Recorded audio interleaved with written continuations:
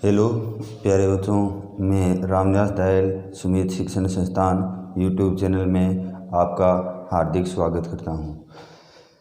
अभी हमने 2-3 दिन से हाइड्रोकार्बन नामक चैप्टर हैं वो हमारा जारी है।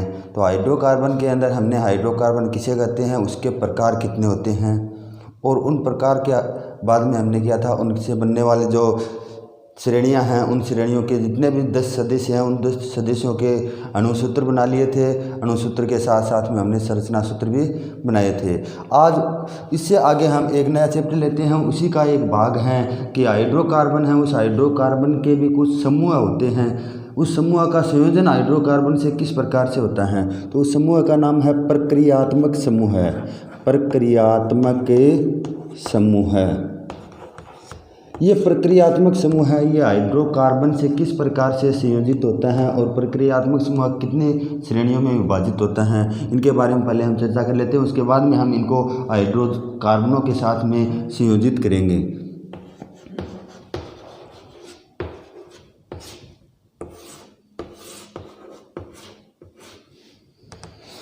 प्रक्रियात्मक समूह की सामान्यतः 5 श्रेणियां होती हैं, जिनके अंदर सबसे पहला समूह है वो आता है हेलोजन का। हेलोजन समूह है। हेलोजन समूह है। हेलोजन के बाद में हमारा आता है कार्बो ऑक्सैलिक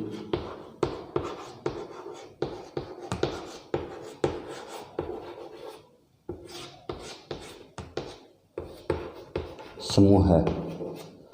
कार्बो ऑक्सैलिक समूह के बाद में हमारा आता है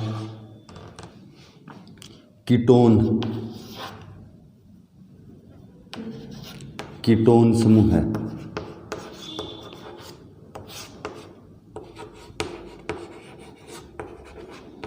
कीटोन समूह के बाद में हमारा आता है एल्डिहाइड।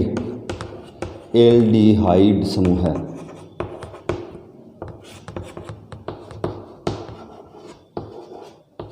और लास्ट जो पॉइंट है 5 नंबर, वो हमारा है एल्कोहल समूह है। एल्कोहल समूह है। अभी तक हमारे द्वारा चर्चा की गई थी कि हाइड्रोकार्बन किसे कहते हैं, हाइड्रोकार्बन के कितने प्रकार होते हैं, यानी संतृप्त और असंतृप्त हाइड्रोकार्बन, और उनकी कितनी श्रेणियां हैं। 3 श्रेणियां थी, एल्केन, एल्कीन और एल्काइन। उन तीनों के जितने भी जो 10 सदस्य हैं उनसे बनने वाले अणुसूत्र और संरचना सूत्र हमने बना लिया आसानी से।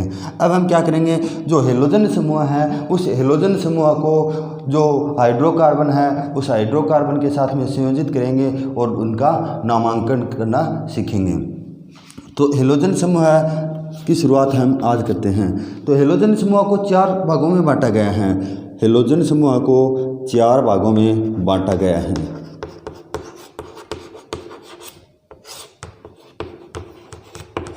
हेलोजन समूह को 4 भागों में बांटा गया है।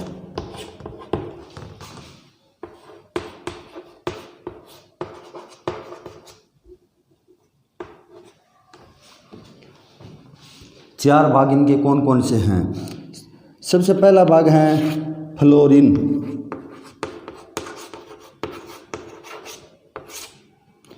दूसरा भाग है क्लोरीन।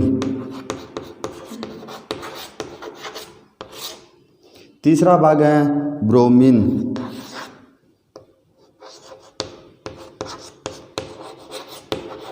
और चौथा भाग है आयोडीन।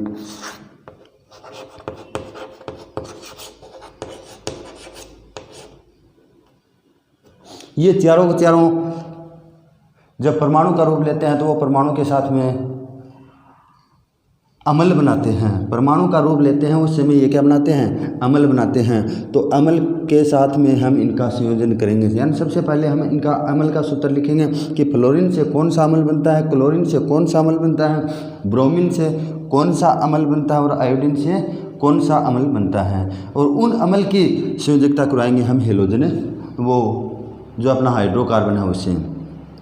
तो फ्लोरीन को हम लिखते हैं F2 से।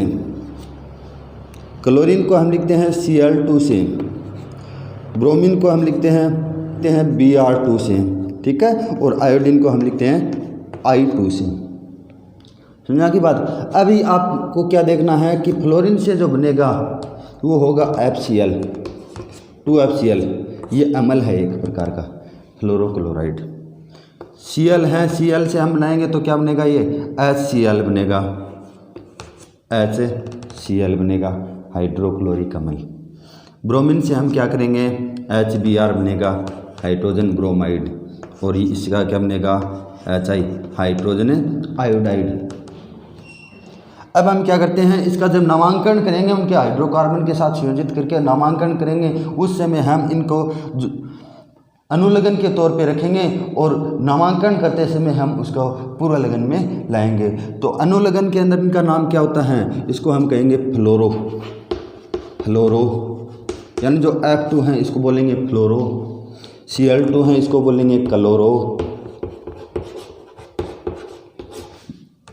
Br2 हैं इसको बोलेंगे ब्रोमो, और I2 हैं इसको बोलेंगे आइडो।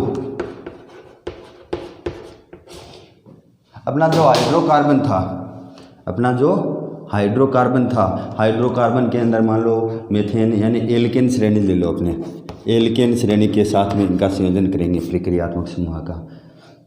एल्केन श्रेणी में सबसे पहला सूत्र कौन सा है, CH4 है, इसको हम क्या बोलते हैं, मेथेन, ठीक है।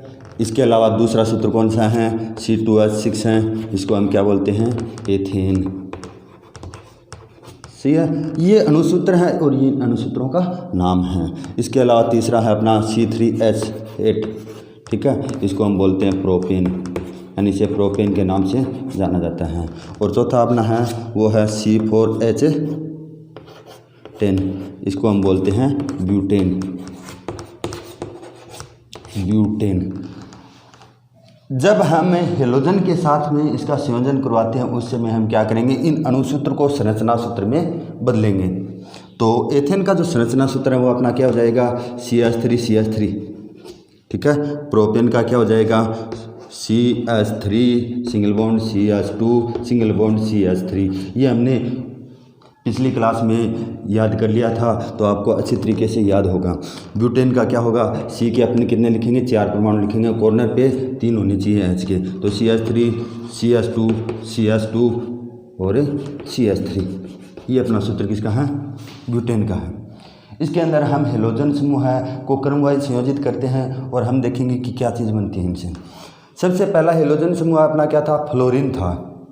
सबसे पहला हेलोजन समूह अपना था फ्लोरीन, और उसको अम्ल के तौर पे हमने लिया था, तो क्या आया था अपना 2FCl, नहीं, हाँ 2FCl, ये आया था, 2HF आया था, 2HF आया था, ठीक है, 2HF आया था। तो 2HF में हम क्या करेंगे, जिसको संयोजित करना है, संयोजित करेंगे तो जो एल्केन जो श्रेणी का जो सदस्य है अपना मेथेन, उस मेथेन में से एक H है, एक H को विस्थापित कर देंगे और वो H किसके साथ में जोड़ेंगे, जो आगे वाला अम्ल है उसके साथ में जोड़ देंगे, और अम्ल में से क्या हटाएंगे, जो हेलोजन समूह है उसको विस्थापित कर लेंगे और पहले में संयोजित कर देंगे। तो ये अपना हो गया CH3CH2, यानी एक H है, हमने हाइड्रोकार्बन से माइनस कर दिया तो CH3CH2 बचा अपना। अब हेलोजन समूह को इनके साथ में जोड़ दिया तो ये क्या हो गया, F हो गया, CH3CH2F हो गया, ठीक है। अब जो ये सूत्र बना है, एक H यहाँ से हमने विस्थापित किया और वो H आगे वाले में जोड़ा है, तो यहाँ आगे क्या बन जाएगा, H2 बन जाएगा, यानी हाइड्रोजन बन जाएगा, ठीक है। अपना नामांकन करना है CH3CH2F का। CH3CH2F का नामांकन करने पर क्या प्राप्त होता है हमने को, यानी इसमें अनुलग्न क्या है, F है, F को हम क्या बोलते हैं, फ्लोरो बोलते हैं। तो लिखेंगे, जब इनका नामांकन लिखेंगे उसमें फ्लोरो को पूर्व लगन की जगह लाएंगे, तो इसका नामांकन करेंगे तो क्या बनेगा, फ्लोरोमेथेन। इसका नामांकन क्या होगा, फ्लोरोमेथेन। इस प्रकार से अपने को फ्लोरो एथेन भी बनाना है, फ्लोरो प्रोपेन भी बनाना है, फ्लोरो ब्यूटेन भी बनाना है, ये सारे करने हैं। ये फ्लोरो एथेन होगा, क्योंकि कार्बन के 2 परमाणु हैं इसके अंदर, फ्लोरो एथेन होगा।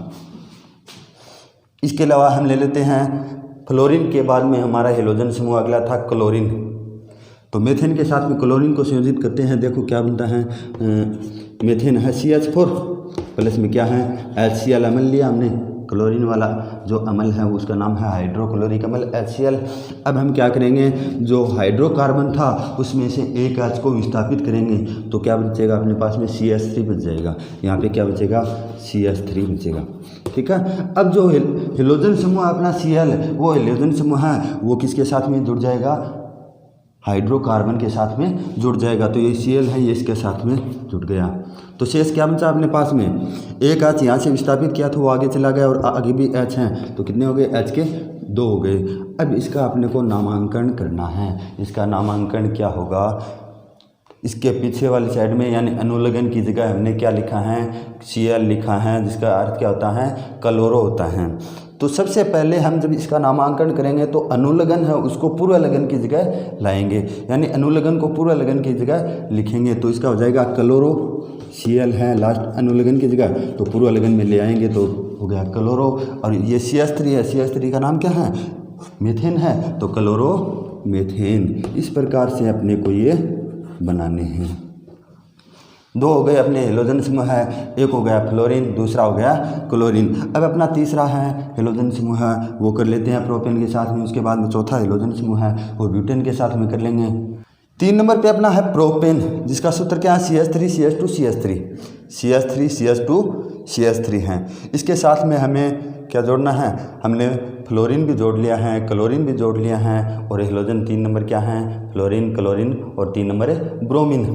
3 नंबर अपना है ब्रोमीन। तो ब्रोमीन का अपन अम्ल के रूप में बनाएंगे तो क्या हो जाएगा, HBr हो जाएगा। क्या होगा, HBr। तो इसके साथ में हम क्या जोड़ेंगे, HBr यानी हाइड्रोजन ब्रोमाइड जोड़ देंगे इसके साथ में। इसके साथ में हमें हाइड्रोजन ब्रोमाइड जोड़ देंगे। हाइड्रोजन ब्रोमाइड जोड़ेंगे तब क्या होगा कि जो प्रोपेन है इस प्रोपेन में से एक H का अणु है, एक H परमाणु है वो क्या होगा, विस्थापित होगा। विस्थापित होने के बाद में इसमें कितने बचेंगे, CH3 CH2 और CH2 ये बन जाएगा अपने पास में, क्योंकि एक H को यहाँ से विस्थापित कर दिया, ये CH2 बच गया। अब जो ब्रोमीन है अपना हेलोजन समूह उस ब्रोमीन को इसके साथ में क्या करेंगे, संयोजित करेंगे।